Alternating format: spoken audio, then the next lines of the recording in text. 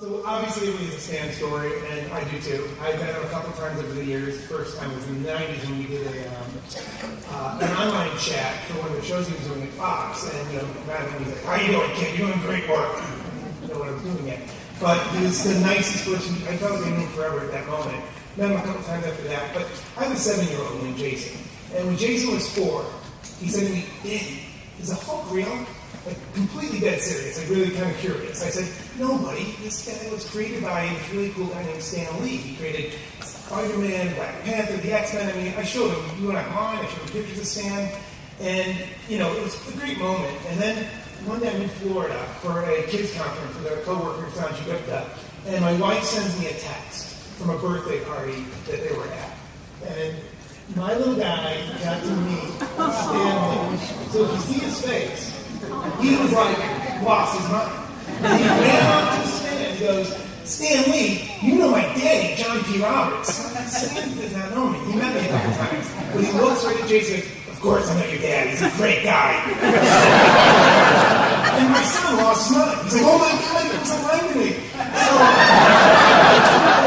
So happy. And that night at dinner, Sanjay and I are talking like, "God, Stan Lee, how cool is that?" And we started thinking, what can we do with Stan? And we started talking about what was Stan like as a kid. And as time went on, we got back to LA. I reached out to Powell.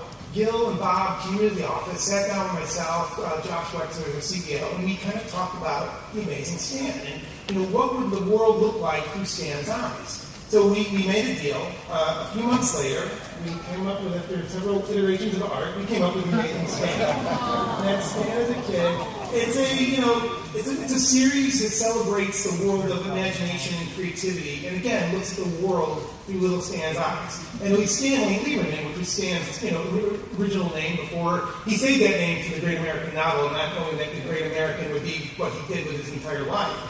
And it follows him and his friends on a series of adventures and experiences, and again, using that creativity and imagination gets him into a ton of trouble, but gets him out of it as well. It's really, really exciting. We got the writer from, showrunner from Denise and Ferb, Scott D. Peterson, to help us on creative. Very excited about that. It is aimed at kids, the young at heart, great humor for adults as well. It's aimed at all of the fans of Stan Lee as well as the entire mainstream audience, because the celebration of creativity and imagination is among all of us. And it's really, really exciting.